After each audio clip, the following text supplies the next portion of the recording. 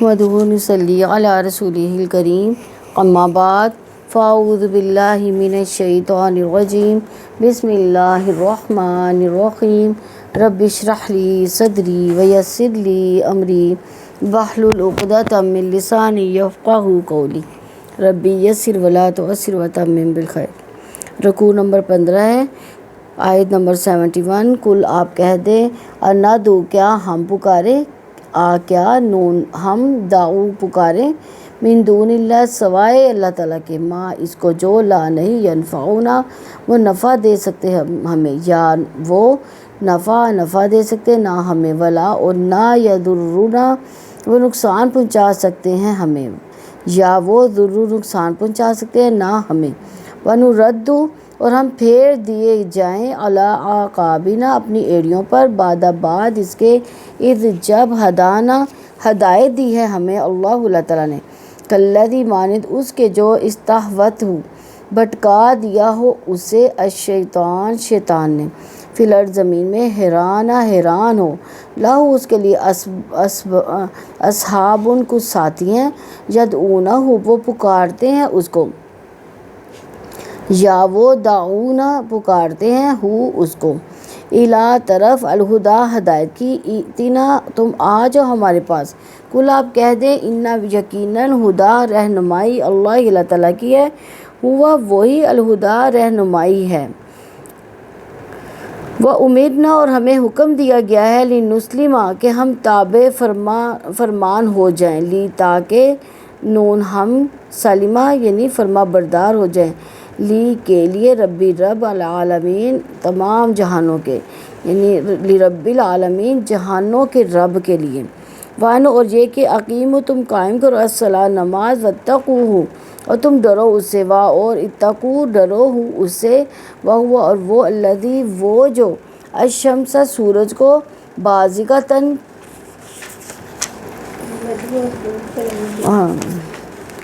وہو اور وہی الذی جو الیہ طرف جس کی تحشرون تم جمع کیے جاؤ گے، وہو اور وہ الذی وہی ہے خلق پیدا کیا اس نے، السماوات آسمانوں کو، والارض اور زمین کو، بالحق ساتھ حق کے، ویوم جس دن یقول وہ کہے گا کن ہو جا، فیکون تو وہ ہو جائے گا، قولہ بات اس کی، الحق سچی ہے، ولہ اور اس کے لیے ہوگی، الملک بادشاہت، یوم جس دن ینفخ پھونکا جائے گا، فی الصور سور میں، عالم جاننے والا ہے الغیب غیب کا، والشہادہ اور حاضر کا، وہو اور وہ الحکیم کمال حکمت والا ہے، خبیر پوری خبر رکھنے والا ہے۔ وَإِذَا اور جب قالا کہا ابراہیم نے لِأَبِيهِ آزر اپنے باپ آزر کے لیے، آتتخذ کیا تم بناتے ہو اصنامًا بتوں کو، آلہہ معبود، انی بے شک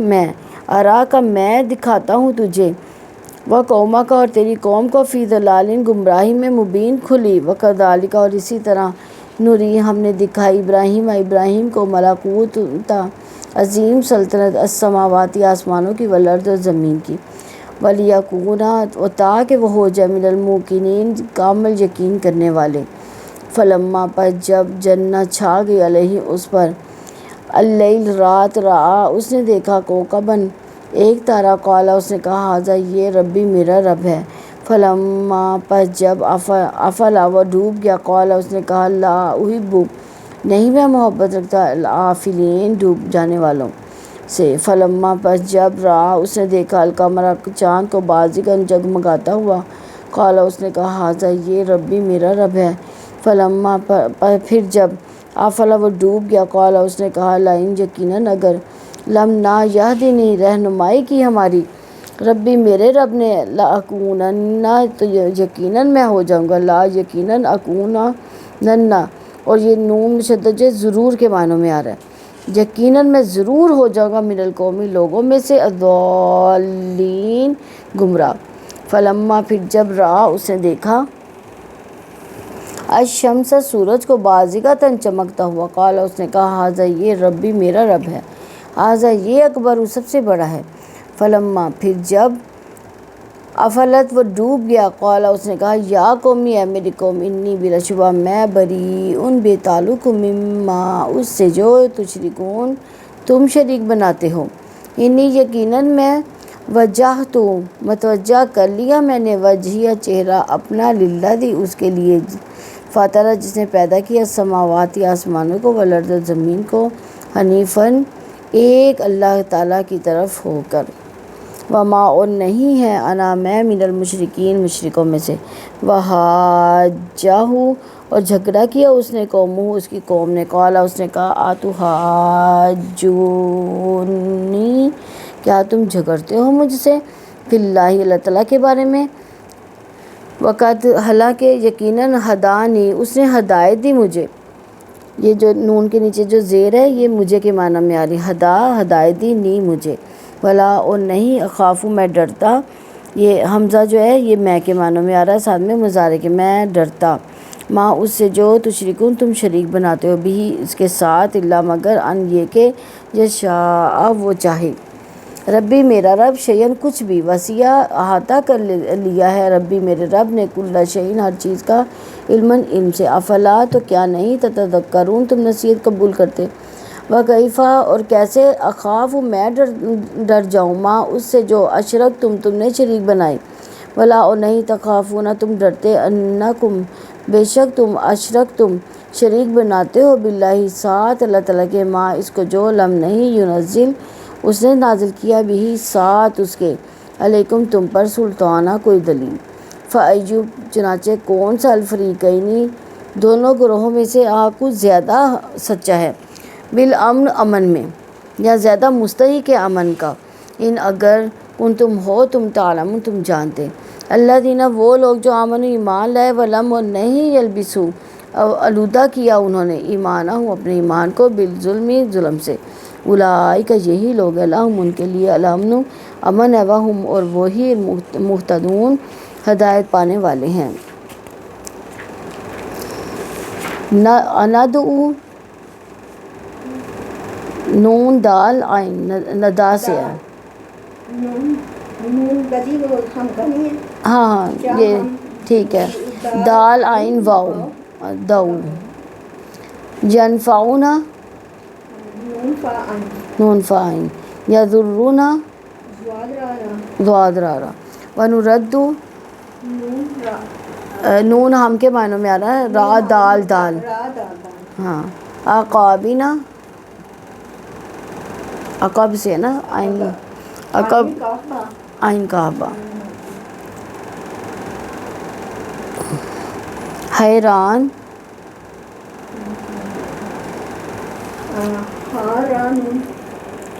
ہاں یا را یہ دو طرح سے آتا ہے ہا الف را سے اور ہا یا را سے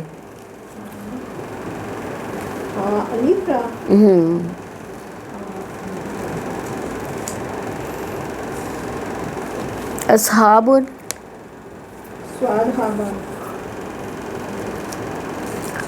لنسلمہ سین ہاں اقیمو قوم سے ہے نا کاف واو میم بتقو واو کاف یا تحشرون خلقہ خلقہ ہی ہے بالحق ينفخ نون فاخا فی الصور سواد واورا حکیم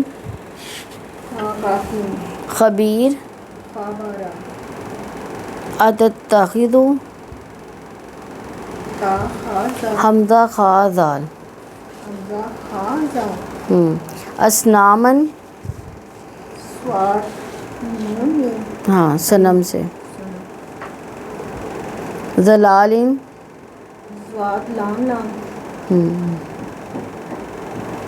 نوری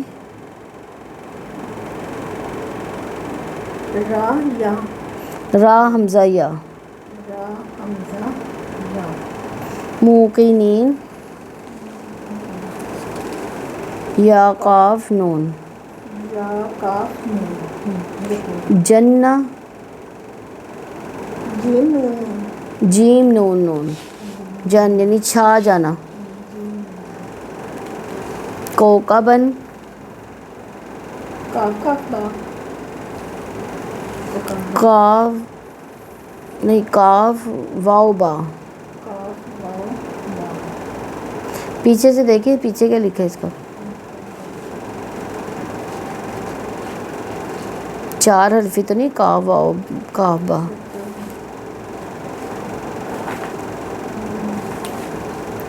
76 ہے.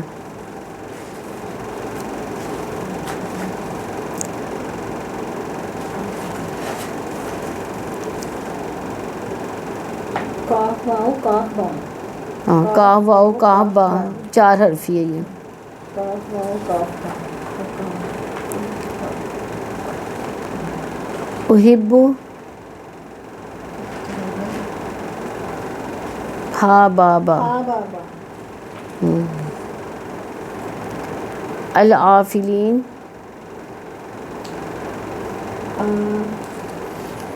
فا حمزہ فا لام.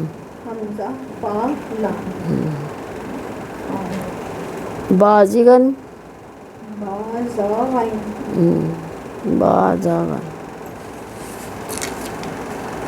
ضالین با زا غین، ہاں با زا غین، کس کا؟ بازغن بازغن ہے. با زا غین، ہاں جی یہی بتایا میں نے. ضالین ضا لام لام. زواد لام لام، ہاں. افلت حمزہ فا. لام، ہاں یہ تا کی چیز کی ہے، تا کے اوپر جو جزم ہے. نہیں جزم والی تا ہے یہ.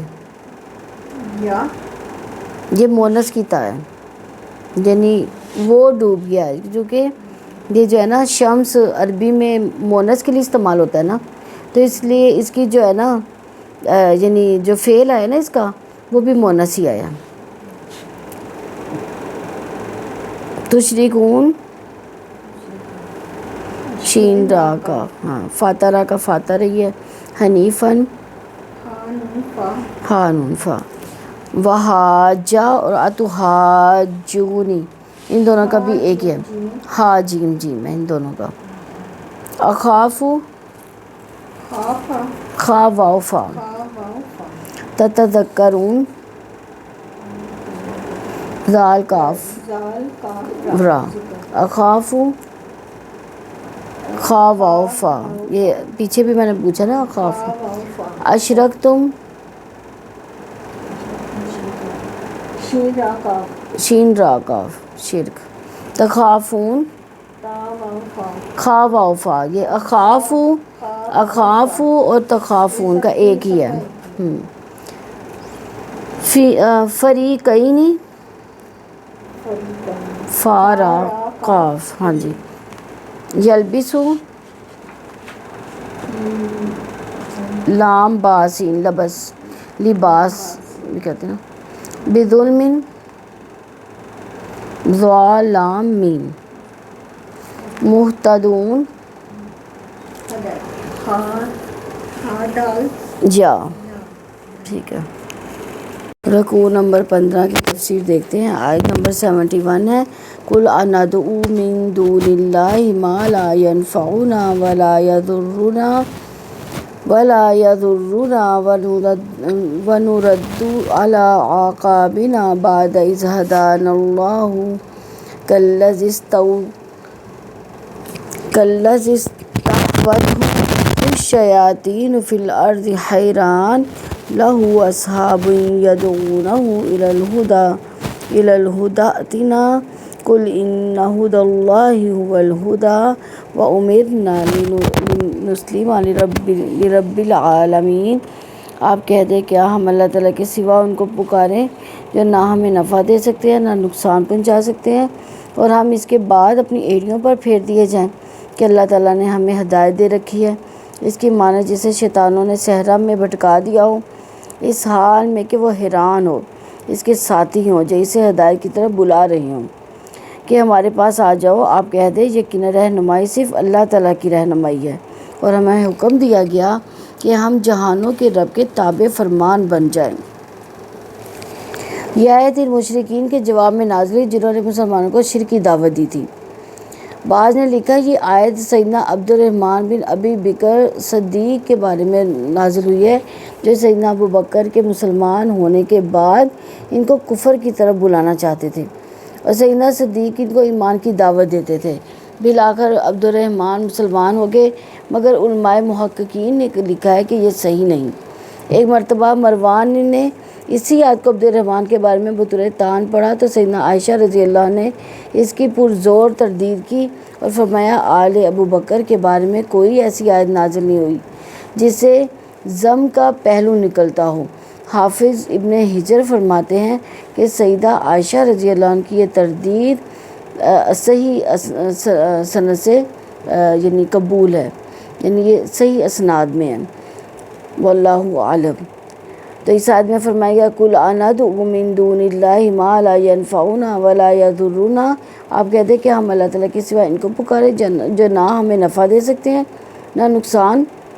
یعنی اللہ تعالیٰ نے اپنے نبی صلی اللہ علیہ وسلم سے فرمایا کہ اے رسول صلی اللہ علیہ وسلم، اللہ کے ماں سوا تو دوسرے معبودوں کو پکارنے والوں سے کہہ دو اندعو کہ ہم اس کی عبادت کریں، ما لا ینفع جو نہ نفع دے گا، یعنی اس کی عبادت کا ہمیں کوئی فائدہ ہی نہیں ہوگا، ولا یضرنا نہ ہی وہ نقصان پہنچا سکے، یعنی اس کی عبادت جو ہے نہ تو فائدہ دے گی نہ نقصان دے گی۔ اس فصل میں وہ معبود داخل ہے جس کی بھی اللہ تعالیٰ کے سوا بندگی کی جاتی ہے، یہ کیونکہ وہ نفع دے سکتا ہے نہ نقصان، اسے کسی معاملے کا کوئی اختیار نہیں، تمام معاملہ صرف اللہ تعالیٰ کے قبضہ قدرت میں ہے۔ غیر اللہ سے مراد یہاں پہ بت، آستانے، درخت، پتھر، روحانی مخلوق، فرشتے، انسان، شیاطین ہیں، ان میں کوئی بھی نفع نقصان کا مالک نہیں ہے۔ نفع نقصان کا مالک کون ہے؟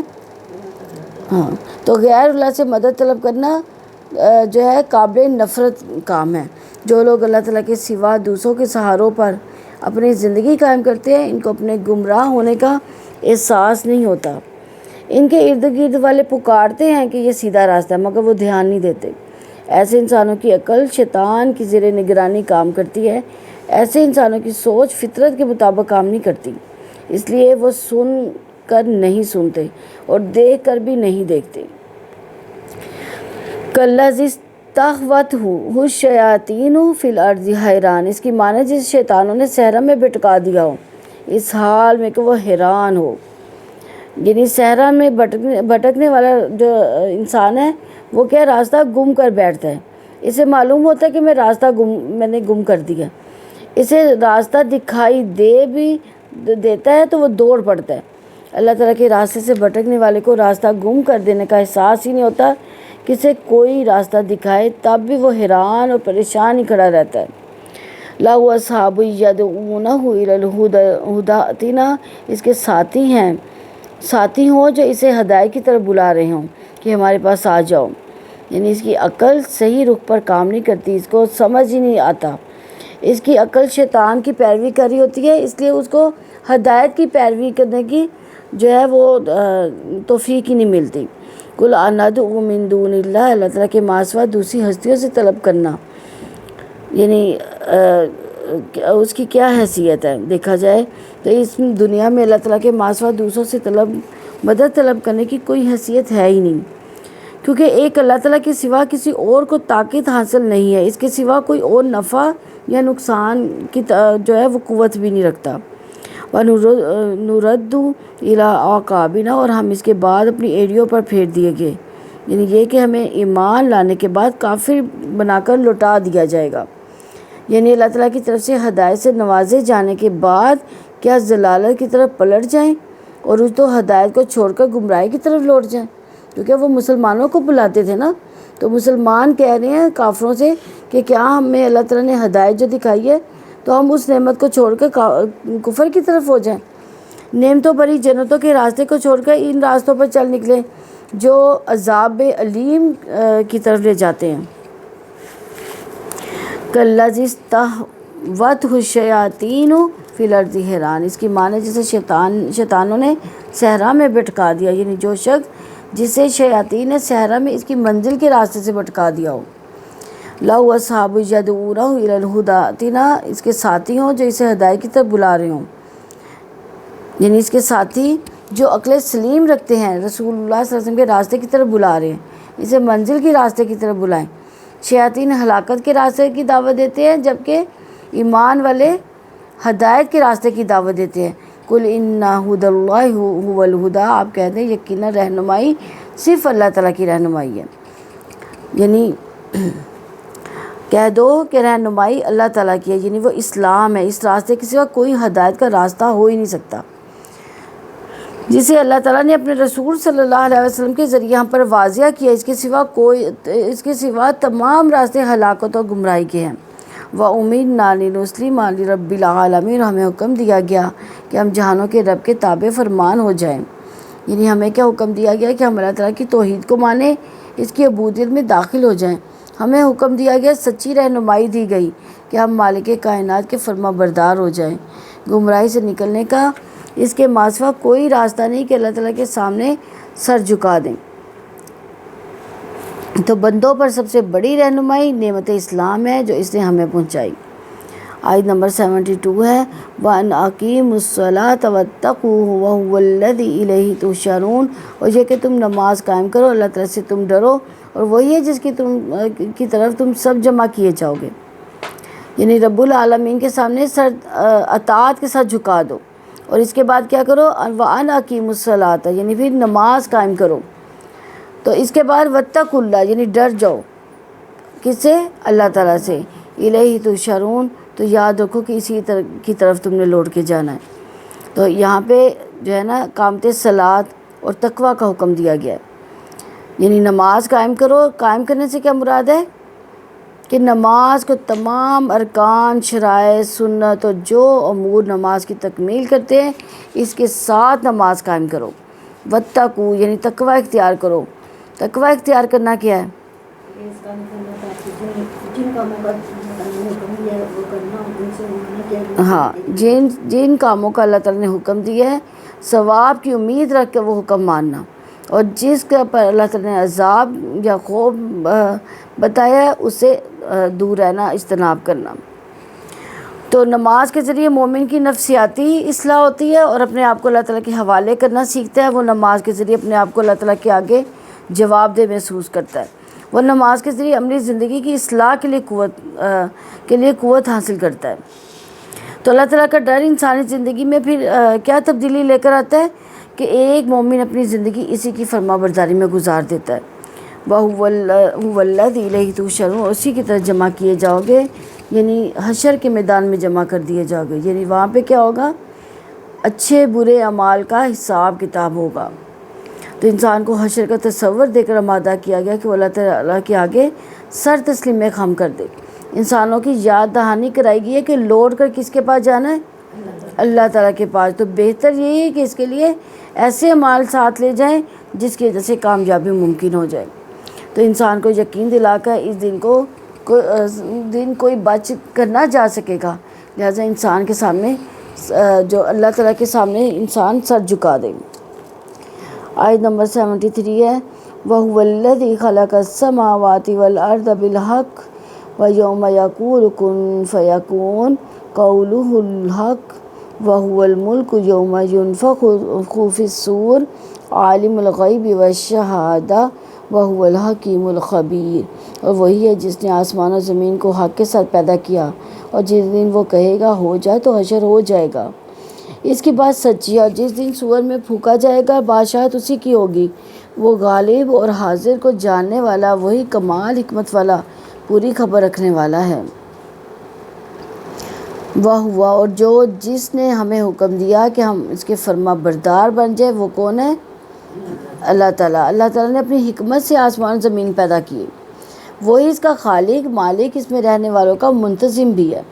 الذی خلق السماوات والارض بالحق، یعنی اللہ تعالیٰ نے زمین و آسمان کو حق کے ساتھ پیدا کیا، یعنی جس نے زمین و آسمان کو، یعنی اللہ تعالیٰ نے زمین و آسمان کو بے مقصد نہیں بنایا، بلکہ ان دونوں کو اس لیے پیدا کیا کہ ان میں سے یاد کیا جائے، اس کا شکر ادا کیا جائے۔ یہ حق سے مراد کیا ہے کہ بے مقصد نہیں ہے، اس کو سچائی کے ساتھ پیدا کیا گیا۔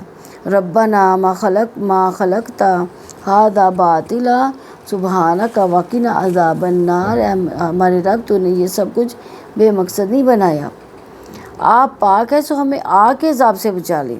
یہ سورہ آل عمران 191 میں ہے۔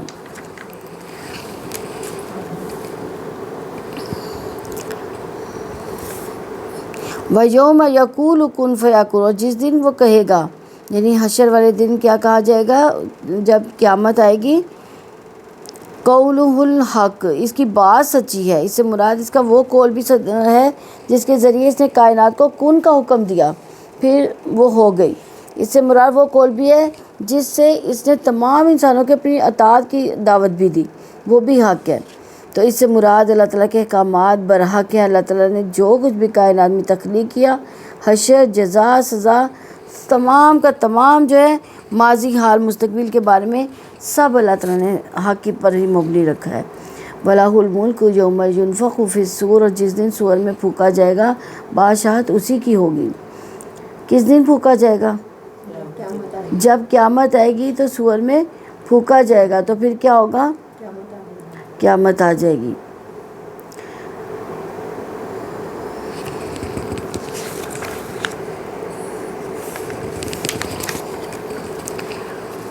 تو یہاں قیامت کے دن جب وہ اپنا حکم جاری کر کے موجودہ نظام ختم کر دے گا تو اللہ تعالیٰ کا اقتدار انسانوں پر اسی طرح قائم ہوگا جس طرح آج پوری کائنات ہے۔ تو سور کسے کہتے ہیں؟ ڈھول کی طرح اندر سے خالی سینگ کو کہتے ہیں، جس کے اندر پھونکا جائے گا تو پھر ایک آواز جاری ہوگی۔ وہ دن کیسا ہوگا جب سور میں پھونکا جائے گا؟ وہ دن انتہائی افراتفری اور گھبراہٹ کا دن ہوگا۔ لوگ اپنی قبروں سے اٹھ کر آواز کی طرف بھاگیں گے۔ اس دن کی تفصیلی جو کیفیت ہے ہمارے علم میں نہیں آ سکتی، اس کا علم اللہ تعالیٰ کے پاس ہے۔ لیکن سیدنا ابو ہریرہ رضی اللہ عنہ فرماتے ہیں کہ سور دوبارہ پھونکا جائے گا، ان دونوں میں 40 کا فاصلہ ہوگا۔ لوگوں نے پوچھا 40 دن کا؟ کہنے لگے میں نہیں کہہ سکتا۔ پھر لوگوں نے پوچھا 40 برس کا؟ کہنے لگے میں نہیں کہہ سکتا۔ اس کے بعد ابو ہریرہ نے کہا کہ اللہ تعالیٰ آسمان سے بارش برسائے گا تو لوگ زمین سے اس طرح اگیں گے جیسے سبزہ اگ جاتا ہے۔ دیکھو آدمی کے بدن کی ہر چیز گل سڑ جاتی ہے مگر ایک ہڈی کی نوک وہ اس مقام کی ہڈی ہے جہاں جانور کی دم ہوتی ہے، اور قیامت کے دن اسی ہڈی سے مخلوق کو دوبارہ جوڑا جائے گا، یعنی دوبارہ سے اس کی تخلیق ہوگی۔ تو غیب کا پردہ اس دن جو ہے نا وہ چھٹ جائے گا، غیب حاضر ہو جائے گا۔ اس دن اللہ تعالیٰ کی بادشاہت جو ہے وہ سب پر ظاہر ہو جائے گی۔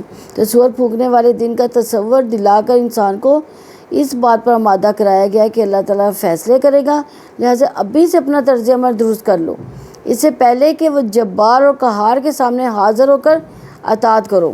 عالم الغیب والشہادہ، اور غیب اور حاضر کا جاننے والا، یعنی جو غیب کے خزانوں کا بھی جاننے والا، وہ حاضر کو بھی جانتا ہے، اس سے کچھ بھی چھپا ہوا نہیں ہے۔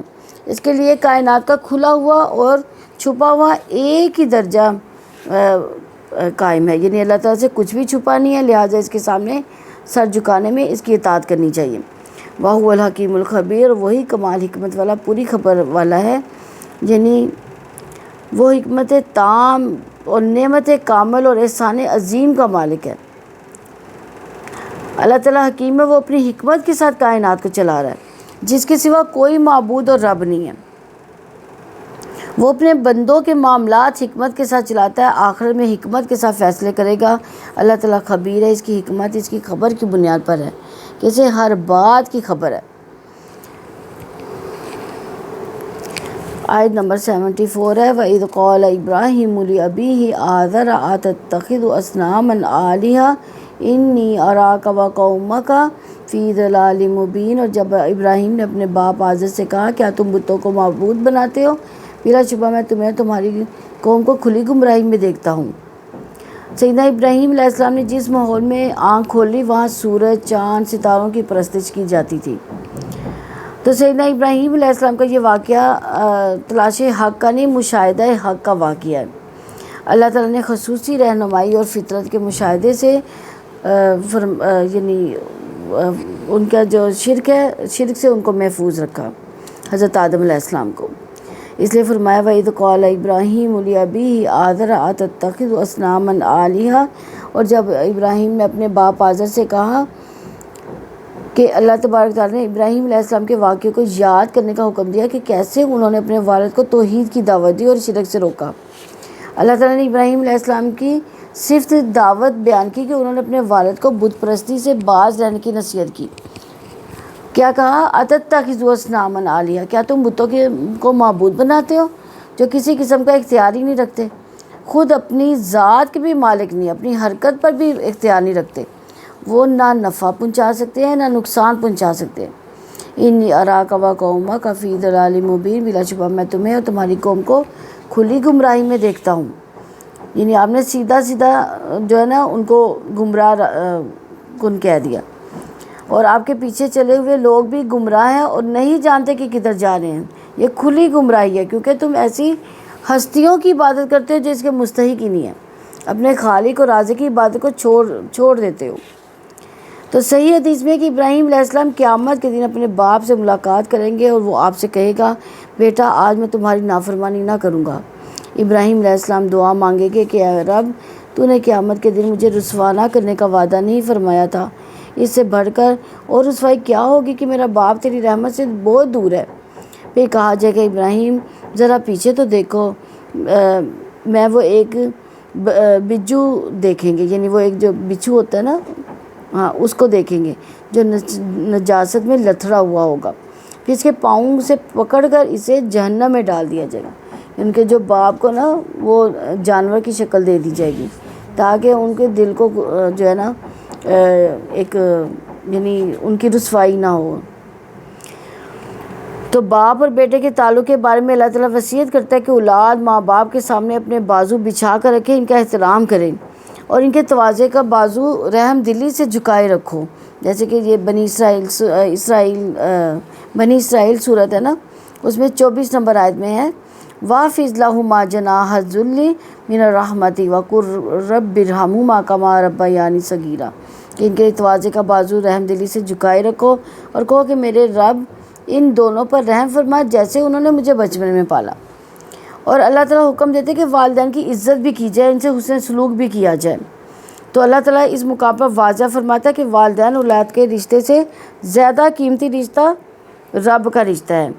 جب والدین رب کی مخالفت پر اتر جائیں، رب کے مقابلے میں دوسروں کو شریک ٹھہرائیں، تو پھر والدین اور اولاد کے رشتے اور صبر برداشت کے صفات کے مقابلے میں رب کا رشتہ اور دین کا رشتہ جو ہے وہ زیادہ تعلق رکھتا ہے، وہ زیادہ قیمتی ہے۔ تو یہ واقعہ بعد میں آنے والوں کے لیے بطور نمونہ سامنے رکھا گیا تاکہ بعد میں آنے والے اپنے رشتوں کو اسی بنیاد پر ترتیب دیں جیسے ابراہیم علیہ السلام نے دیا تھا۔ انہوں نے رب کے رشتے کی خاطر کیا کیا تھا؟ گھر چھوڑ دیا تھا، اپنا وطن چھوڑ دیا تھا۔ وَكَذَلِكَ نُرِي إِبْرَاهِيمَ مَلَكُوتَ السَّمَاوَاتِ وَالْأَرْضِ وَلِيَكُونَ مِنَ الْمُوقِنِينَ، اور ابراہیم کو اسی طرح ہم آسمان و زمین کی عظیم سلطنت دکھاتے تھے تاکہ وہ کامل یقین کرنے والوں میں سے ہو جائے۔ یعنی جب اللہ تعالیٰ نے ابراہیم علیہ السلام کو توحید اور اس کی دعوت دینے کی توفیق عطا کی، نوری ابراہیم ملکوت السماوات والارض ولیکون من الموقنین، یعنی تاکہ وہ ابراہیم کو آسمان و زمین کی عظیم سلطنت دکھا دی گئی تاکہ وہ کامل یقین کرنے والوں میں سے ہو جائے، یعنی وہ بصیرت کی آنکھ سے ان قطعی دلائل کو دیکھ کر جن پر زمین و آسمان کی بادشاہت قائم ہے تو ان پر کیا ہو، یقین اور علم کامل کر دیا گیا۔ سیدنا ابراہیم علیہ السلام اللہ تعالیٰ کی بادشاہت کی توحید کے دلائل کھول دیے گئے۔ وہ کس بنیاد پر اس کے مستحق تھے؟ اس بنیاد پر کہ اپنے فطرت کی صفائی، کھلی بصیرت، خلوص نیت، حق کے راستے پر چلنے کی طلب کی وجہ سے اور باطل کے انکار کی وجہ سے اس کے مستحق ٹھہرے کہ اللہ تعالیٰ ان کو کائنات کے رازوں سے پردہ اٹھا کر دلائل عطا کر دے۔ انسان کے دل کے اندر جب حق کی روشنی آتی ہے تو دل حق کے دلائل کو قبول کرتا ہے۔ یہ دلیل کی روشنی انسان کو ہدایت کا جو راستہ وہ دکھاتی ہے۔ انسان جب باطل کا ہر طریقے سے انکار کرتا ہے تو اللہ تعالیٰ کی جانب سے ایسے انسان کو آگے بڑھا دیا جاتا ہے تاکہ وہ معرفت حق کے مقام تک پہنچ جائے، یعنی اللہ تعالیٰ کو پہچان جائے، یقین کامل ہو جائے اس کا۔ تو جو انسان اللہ تعالیٰ کی راہ میں کوشش کرتا ہے، ایسے انسان کی اللہ تعالیٰ رہنمائی بھی کرتا ہے۔ اب دیکھیں اگر فرض کریں کہ ہم یہ دین کا علم حاصل کریں تو کس وجہ سے کریں؟ ہمارے اندر بھی کوئی نہ کوئی بھلائی ضرور موجود ہوگی جو اللہ تعالیٰ کو پسند آئی ہے۔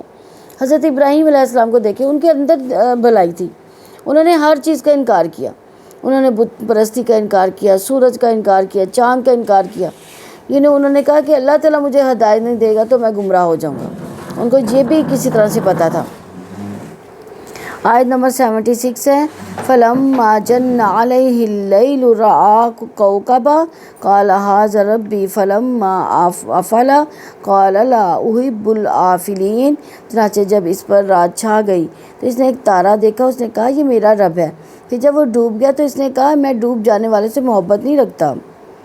یعنی جب رات کی تاریکی ہو گئی، رَأَىٰ كَوْكَبًا، اس نے ایک تارا دیکھا۔ تارے تو سبھی دیکھتے ہیں، یہاں ایک جو تارے کی تحقیق ہے جو کہ دلالت کرتی ہے کہ اس کی روشنی دوسروں سے زیادہ تھی، اور دوسرے تاروں پر غور و فکر کر کے اصل حقیقت تک پہنچنا تھا کہ جس سے عام لوگ محروم رہتے تھے۔ لیکن ان کے لیے بھی دعوت غور و فکر ہے کہ قال ھذا ربی، کہ یہ میرا رب ہے۔ انہوں نے دلیل کی خاطر جو ہے وہ یعنی اس مقام پر آئے کہ یہ میرا رب ہے۔ آؤ ہم دیکھتے ہیں کیا ربوبیت کا مستحق ہے وہ، کہ ہمارے سامنے ایسی دلیلیں قائم ہوتی ہیں جو اس کے رب ہونے کو ثابت کرتی ہو، کیونکہ کسی عقل مند کے لیے یہ مناسب نہیں کہ وہ بغیر کسی حجت اور برہان کے اپنی خواہشات نفس کو اپنا معبود بنا لے۔ تو جب انہوں نے تارا دیکھا تو وہ اس نتیجے پر پہنچے کہ یہ میرا رب ہے۔ دوسرے اس کے ڈوبنے پر یہ نتیجہ نکلا کہ یہ مسئلہ ذاتی غور و فکر سے حل نہیں ہو سکتا، اس لیے انہوں نے اللہ تعالیٰ سے درخواست کی آپ مدد فرمائیے، کیونکہ میرا رب میری رہنمائی کرے گا تو میں کیسے نہ کرے گا تو میں کیسے ہدایت پا سکوں گا۔ فَلَمَّا أَفَلَ قَالَ لَا أُحِبُّ الْآفِلِينَ، پھر جب وہ ڈوب گیا تو اس نے کہا میں ڈوب جانے والے سے محبت نہیں کرتا۔ یعنی معبود کے لیے ضروری ہے کہ وہ اس شخص سے یعنی اوجھل نہ ہو، اس کا انتظام کرے، تمام معاملات کی تدبیر کرے۔ جو اس کی عبادت کرتے ہیں ایسی ہستی جو ایسی اوقات اور غیر موجود و غائب ہوتی ہے تو عبادت کی مستحق کیوں کر ہو سکتی ہے؟ کیا ایسی ہستی کو معبود بنانا سب سے بڑی بیوقوفی، سب سے بڑا باطل نہیں ہے؟ تو سیدنا ابراہیم علیہ السلام نے تارے کا مشاہدے کے بعد نتیجہ نکالا کہ تارا تو ڈوب جائے، نظروں سے اوجھل ہو جائے، ساری مخلوقات سے دور ہو گیا تو نگرانی کیسے وہ کرے گا؟ تو الہ کے بارے میں فطرت کا تقاضا کیا ہے کہ الہ ہر وقت حاضر موجود ہو، اور سب کو سنتا ہو، سب کو دیکھتا ہو، سب کی خبر رکھتا ہو، سب کچھ جانتا ہو، سب کی مدد کرنے پر قادر بھی ہو۔ آیت نمبر 77 ہے، فَلَمَّا رَأَى الْقَمَرَ بَازِغًا قَالَ هَٰذَا رَبِّي فَلَمَّا أَفَلَ قَالَ لَئِن لَّمْ يَهْدِنِي رَبِّي لَأَكُونَنَّ مِنَ الْقَوْمِ الضَّالِّينَ۔ چنانچہ جب اس نے جگمگاتا ہوا چاند دیکھا تو کہا یہ میرا رب ہے۔ پھر جب وہ ڈوب گیا تو اس نے کہا اگر یقیناً میرے رب نے میری رہنمائی نہ کی تو میں ضرور گمراہ لوگوں میں سے ہو جاؤں گا۔ یعنی چاند ستاروں سے زیادہ روشن ہوتا ہے۔ ابراہیم علیہ السلام نے جب چاند کو طلوع ہوتے دیکھا تو ستاروں سے زیادہ کہا ھذا ربی، یہ میرا رب ہے۔ یہ بات انہیں دلیل دینے کے لیے مخالفین کے مقام پر رکھتے ہوئے کہی۔ تو جب چاند ڈوب گیا تو ابراہیم علیہ السلام نے کہا اللہ تعالیٰ کی رہنمائی کے بغیر میں گمراہ لوگوں میں سے ہو جاؤں گا۔ ابراہیم علیہ السلام جانتے تھے کہ انہیں یہ علم تھا کہ اللہ تعالیٰ کی رہنمائی کے بغیر کوئی رہنمائی کرنے والا نہیں ہے۔ وہ رب کی رہنمائی کی جو ان کو ضرورت محسوس ہو رہی تھی۔ حقیقت یہ کہ اللہ تعالیٰ کی رہنمائی کے بغیر کوئی راستہ نہیں پا سکتا تھا۔ آیت نمبر 78 ہے، فَلَمَّا رَأَى الشَّمْسَ بَازِغَةً قَالَ هَٰذَا رَبِّي هَٰذَا أَكْبَرُ فَلَمَّا أَفَلَتْ قَالَ يَا قَوْمِ إِنِّي بَرِيءٌ مِّمَّا تُشْرِكُونَ۔ پھر جب اس نے سورج چمکتا ہوا دیکھا تو کہا یہ میرا رب ہے، یہ سب سے بڑا ہے۔ پھر جب وہ ڈوب گیا تو اس نے کہا اے میری قوم، بلا شبہ میں اس سے بے تعلق ہوں جو تم شریک بناتے ہو۔ یعنی سیدنا ابراہیم علیہ السلام نے یہ سب سے بڑا تھا سورج ستاروں سے بھی بڑا، چاند سے بھی بڑا، اس لیے یہ میرا رب ہے یہ کہا۔ تو جب سورج ڈوب گیا تو ہدایت واضح ہوگی۔ ابراہیم علیہ السلام نے کہا یہ میری قوم میں شرک سے بیزار ہوں اور ان سے بے تعلق ہوں جس کو تم شریک بناتے ہو۔ اس طرح شرک کے باطل ہونے پر سچی اور واضح دلیل قائم ہوگی۔ آیت نمبر 79 ہے انی وجہت وجہی للذی فطر السماوات والارض حنیفا وما انا من المشرکین، یقیناً میں نے اپنا چہرہ اس کی طرف متوجہ کر لیا جس نے آسمان و زمین کو پیدا کیا، یکسو ہو کر شرک کرنے والوں میں سے نہیں ہوں۔ یعنی ابراہیم علیہ السلام نے کہا کہ اب میں نے اپنی نیت، اپنی ہر عبادت، اپنے صالح کو اللہ تعالیٰ کے لیے خالص کر دیا، اپنے قلب اور اپنی روح کی گہرائیوں میں اسی کی محبت کو بسا دیا۔ انی وجہت وجہیہ، میں نے اپنا دل اپنے رب کو پیش کر دیا، اس کے ماسوا سے راز کر لیا۔ میں نے اللہ تعالیٰ کی توحید، اس کے لیے عبادت کو خالص کرنے کا ارادہ کر لیا۔ میں نے اپنے دل کو، روح اور اپنی روح کو اللہ تعالیٰ کی محبت میں لگا دیا، بلکہ میں نے اسے فرما بردار بنا لیا۔ میں نے اپنا رخ اس اللہ کی طرف کر لیا جس نے یہ سارے سورج، چاند، ستارے، آسمان، زمین پیدا کی، اسی کی عبادت کے لائق ہے وہ، اور اس کے ساتھ کسی کو شریک نہیں کرتا۔ میں حنیف وما انا من المشرکین، یکسو ہو کر شرک کرنے والوں میں سے نہیں ہوں۔ حنیف کس کو کہتے ہیں؟ یعنی گمراہی سے ہدایت کی طرف مائل ہونے والا، گمراہی سے شرک سے دین قیم کی طرف مائل ہونے والا، وہ حنیف ہے۔ تو نبی صلی اللہ علیہ وسلم جب نماز کا آغاز کرتے ہیں تو تکبیر تحریمہ کے بعد یہ الفاظ کہتے ہیں وجہ، یہ جو آیت ہے نا، وجہت وجہی للذی فطر السماوات والارض حنیفا وما انا من المشرکین۔ نماز کی نیت ان صلاتی و نسکی و محیای و مماتی للہ رب العالمین لا شریک لہ وبذالک امرت وانا اول المسلمین۔ یعنی یہ بھی ساتھ ملاتے تھے، کب پڑھتے تھے؟ جب نماز کا آغاز کرتے تو تکبیر تحریمہ کے بعد یہ الفاظ کہتے ہیں۔ یہ مقام ابراہیم کی طرف سے اپنی قوم کے سارے مناظرے کا مقام تھا، اجرام فلکی وغیرہ کی الوہیت کا بتلان تھا۔ رہا ان لوگوں کا موقف کہ جناب ابراہیم علیہ السلام کے ایام طفولیت میں، یعنی بچپن میں انہوں نے غور و فکر کا مقام حاصل کیا تھا، تو اس کی کوئی دلیل نہیں ہے۔ یہ تفسیر السعدی کی روایت ہے۔ آیت نمبر 80 ہے وَحَاجَّهُ قَوْمُهُ قَالَ أَتُحَاجُّونِّي فِي اللَّهِ وَقَدْ هَدَانِ وَلَا أَخَافُ مَا تُشْرِكُونَ بِهِ إِلَّا أَن يَشَاءَ رَبِّي شَيْئًا وَسِعَ رَبِّي كُلَّ شَيْءٍ عِلْمًا أَفَلَا تَتَذَكَّرُونَ۔ اور اس کی قوم نے اس سے جھگڑا کیا، اس نے کہا کیا تم اللہ تعالیٰ کے بارے میں مجھ سے جھگڑتے ہو، حالانکہ اس نے مجھے ہدایت دی اور میں اس سے نہیں ڈرتا جن کو تم اللہ تعالیٰ کے ساتھ شریک بناتے ہو، مگر یہ کہ میرا رب بھی کچھ چاہے۔ میرے رب نے ہر چیز کا علم سے احاطہ کر رکھا ہے، تو کیا تم نصیحت قبول نہیں کرتے؟ یعنی انہوں نے جواب دیا کہ تم مجھ سے اللہ تعالیٰ کے بارے میں جھگڑتے ہو جبکہ مجھے یقین ہے کہ وہ مجھے ہدایت دے چکا۔ وَحَاجَّهُ قَوْمُهُ، حجت واضح اور قوی دلیل کو کہتے ہیں۔ تو ابراہیم علیہ السلام سے ان کی قوم نے جھگڑا کیا، وہ ان کی دلیل کے غلبے کے راستے میں حائل ہوئے تھے۔ ابراہیم علیہ السلام سے ان کی قوم نے توحید کے بارے میں جھگڑا کیا، تو ابراہیم علیہ السلام نے کہا کہ تمہارا مجھ سے اللہ تعالیٰ کی توحید اور عبادت کے بارے میں جھگڑا کیسے درست ہو سکتا ہے، حالانکہ اللہ تعالیٰ نے مجھے اپنی توحید کی معرفت دی اور میں اس کی طرف سے واضح دلیل پر ہوں۔ سیدنا ابراہیم علیہ السلام نے ہدایت کے راستے پر چلنے پر سے اللہ تعالیٰ کی ہدایت کو محسوس کیا تھا۔ سیدنا ابراہیم علیہ السلام نے ارد گرد پھیلی ہوئی کائنات میں اللہ تعالیٰ کے وجود کو پا کر اللہ تعالیٰ کی ہدایت کو محسوس کیا تھا۔ ہم اللہ تعالیٰ کی ہدایت کو ویسے محسوس کر سکتے ہیں جیسے سیدنا ابراہیم علیہ السلام نے کیا۔ تو اللہ تعالیٰ کی قوت کے سوا کسی کی قوت کو محسوس نہیں کرتے انہیں یہ یقین حاصل ہو جاتا ہے کہ اللہ تعالیٰ کی بادشاہت کے سوا کوئی بادشاہت ایسی نہیں ہے جو ارد گرد کی چیزوں پر غور و فکر کرتے ہیں۔ جیسے ابراہیم علیہ السلام نے کیا، وہ اپنے شریکوں سے بیزار ہو گئے تھے، انہیں یقین تھا کہ کوئی انہیں تکلیف نہیں پہنچ سکتی جب تک کہ اللہ تعالیٰ نہ چاہے گا، انہیں یقین تھا کہ اللہ تعالیٰ ان کی حفاظت اور حمایت کے لیے موجود ہے، اس لیے وہ کسی اور سے نہ ڈرتے تھے۔ وَلَا أَخَافُ مَا تُشْرِكُونَ بِهِ إِلَّا أَن يَشَاءَ رَبِّي شَيْئًا، اور میں اس سے نہیں ڈرتا جن کو تم اللہ تعالیٰ کے ساتھ شریک بناتے ہو، مگر یہ کہ میرا رب بھی کچھ چاہے۔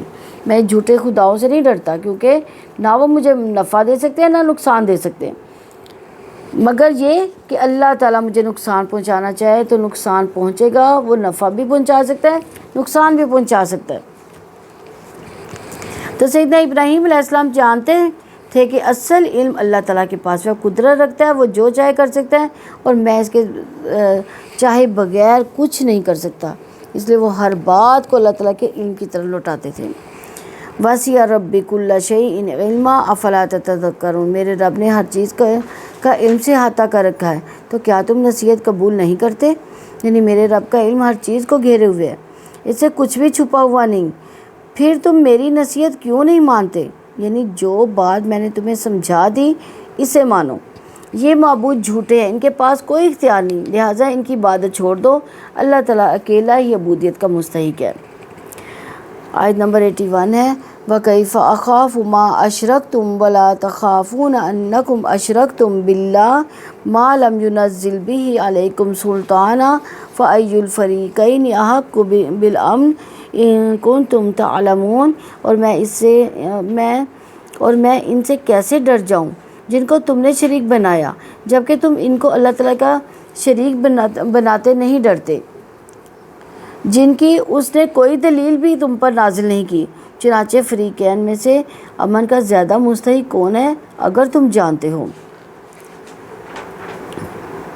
یعنی میں باطل اور عاجز معبودوں سے کیسے ڈر جاؤں جو نہ کوئی نفع دے سکتے ہیں نہ نقصان دے سکتے ہیں۔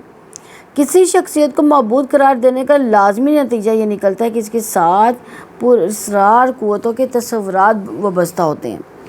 لوگ سمجھتے ہیں اسے کائنات میں کوئی برتر مقام حاصل ہے جو دوسرے لوگوں کو حاصل نہیں۔ لوگ یہ سمجھتے ہیں اس شخصیت کو خوش کرنے سے قسمتیں بنتی ہیں، ناراض ہونے سے بگڑتی ہیں۔ تو سیدنا ابراہیم علیہ السلام کے اظہار بیزاری سے انہیں یوں لگا کہ انہوں نے گستاخی کی ہے، اس کے نتیجے میں وبال آئے گا، تو اسی لیے انہوں نے کہا وَلَا تَخَافُونَ أَنَّكُمْ أَشْرَكْتُمْ بِاللَّهِ مَا لَمْ يُنَزِّلْ بِهِ عَلَيْكُمْ سُلْطَانًا، جبکہ تم ان کو اللہ تعالیٰ کا شریک بناتے نہیں ڈرتے جس کی اس نے کوئی دلیل بھی تم پر نازل نہیں کی۔ یعنی جن کو اللہ تعالیٰ کا شریک بناتے ہوئے نہیں تم ڈرتے، اس کے لیے تمہارے پاس کوئی دلیل تو موجود نہیں، محض تم اپنے خواہش نفس کی پیروی میں تم اس کی عبادت کر رہے ہو۔ تو جھوٹے معبودوں سے ڈرانے کے لیے بحثیں کی جاتی ہیں، یہ کہا جاتا ہے کہ ایسی باتیں نہ کرو ورنہ ان معبودوں کا غضب نازل ہوگا، یہ کہا جاتا ہے تمہاری ٹانگ ٹوٹ جائے گی، اندھے ہو جاؤ گے، تمہارا کاروبار تباہ ہو جائے گا، دیوانے ہو جاؤ گے، برباد ہو جاؤ گے۔ تو سیدنا ابراہیم علیہ السلام نے ان ڈراموں کا کیا جواب دیا کہ تمہارے ٹھہرائے ہوئے شریکوں سے کیسے ڈروں جبکہ اللہ نے اس کے لیے کوئی سند نازل نہیں کی۔ تم رب کائنات کے ساتھ شریک بناتے ہوئے نہیں ڈرتے، جو رب سے نہیں ڈرتا اور جو جھوٹے معبودوں سے نہیں ڈرتا۔ اگر تم علم رکھتے ہو تو یہ بتاؤ کہ ہم میں سے کون زیادہ بے خوفی اور اطمینان کا مستحق ہے۔ تو سیدنا ابراہیم علیہ السلام نے اللہ تعالیٰ کے سوا کسی اور سے اللہ تعالیٰ سے نہیں ڈرتے، کسی اور سے نہیں ڈرتے تھے۔ وہ ابراہیم علیہ السلام کو اللہ تعالیٰ کی ذات کی پہچان کی وجہ سے یقین آ گیا تھا، اس لیے وہ کسی سے نہیں ڈرتے تھے۔ فَأَيُّ الْفَرِيقَيْنِ أَحَقُّ بِالْأَمْنِ إِن كُنتُمْ تَعْلَمُونَ، چنانچہ فریقین میں سے امن کا زیادہ مستحق کون ہے اگر تم جانتے ہو۔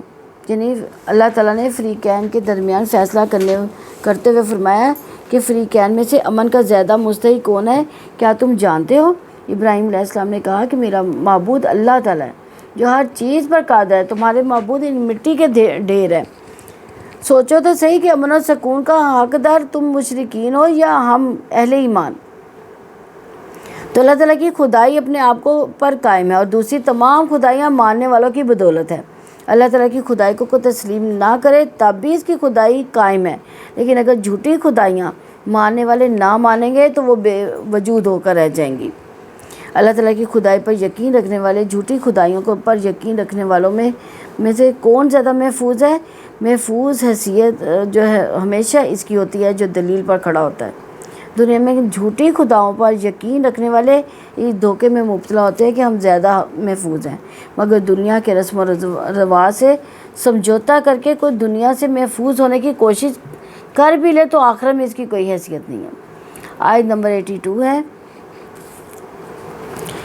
الذین آمنوا ولم یلبسوا ایمانہم بظلم اولئک لہم الامن وہم مہتدون، اور جو لوگ ایمان لائے انہوں نے اپنے ایمان کو شرک سے آلودہ نہیں کیا، یہی لوگ ہیں جن کے لیے امن ہے اور وہی ہدایت پانے والے ہیں۔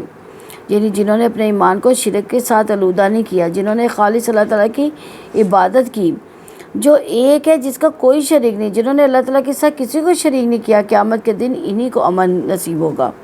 عبداللہ رضی اللہ عنہ فرماتے ہیں کہ جب یہ آیت نازل ہوئی الذین آمنوا ولم یلبسوا ایمانہم بظلم، تو وہ لوگ جو ایمان لائے اور اپنے ایمان کے ساتھ ظلم کو نہیں ملایا، تو اللہ تعالیٰ کے رسول صلی اللہ علیہ وسلم صحابہ رضوان اللہ پر شاہ گزرا کہ آپ صلی اللہ علیہ وسلم کی خدمت میں حاضر ہو کر عرض کیا کہ اللہ کے رسول صلی اللہ علیہ وسلم، ہم میں سے کون ایسا ہے جس نے اپنے نفس پر ظلم نہ کیا ہو، یعنی اسے گناہ نہ ہوا ہو؟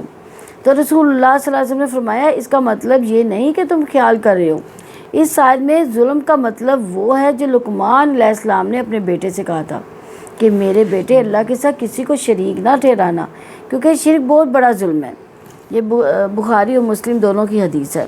سیدنا معاذ بن جبل رضی اللہ عنہ فرماتے ہیں کہ رسول اللہ صلی اللہ علیہ وسلم نے فرمایا جو شخص اللہ اور اس حال میں ملے کہ اس نے اللہ تعالیٰ کے ساتھ ذرا بھی شرک نہ کیا ہو تو وہ جنت میں داخل ہوگا۔ صحیح بخاری کی یہ حدیث ہے۔ تو جو لوگ سچے دل سے ایمان لائیں، جو اپنے آپ کو اللہ تعالیٰ کے لیے خالص کر لیں، جو اپنے ایمان کے ساتھ شرک نہ ملائے، جو اللہ تعالیٰ کے سوا دوسروں کی اطاعت نہ کرے، جو اسلام کے ماسوا کوئی اور رخ اختیار نہ کرے، امن، اطمینان اور ہدایت نصیب ہوگا ان کو۔ تو ایمان کو ظلم کے ساتھ آلودہ کیسے کرتے ہیں؟ جھوٹے معبودوں سے مرعوب ہو کر ایمان کو ظلم کے ساتھ آلودہ کر دیا جاتا ہے۔ اللہ تعالیٰ کے سوا دوسروں سے مصالحت کے لیے ایمان کو ظلم کے ساتھ آلودہ کیا جاتا ہے۔ اولئک لہم الامن وہم مہتدون، یہی لوگ ہیں جن کے لیے امن ہے، وہی ہدایت پانے والے ہیں۔ کون لوگ امن والے ہیں؟ جو آپ اپنے دین کو خالص رکھتے ہیں، اس کے ساتھ شرک نہیں کرتے، اللہ تعالیٰ کے ساتھ کوئی شرک نہیں کرتے، تو انہیں کے لیے دنیا اور آخرت میں امن ہے، عذاب اور استقامت وغیرہ میں سے کسی قسم کا خوف نہ ہوگا، اور سیدھے راستے کی رہنمائی سے بھی نوازے جائیں گے اگر انہوں نے اپنے ایمان کو کسی قسم کے ظلم سے ملوث نہ کیا۔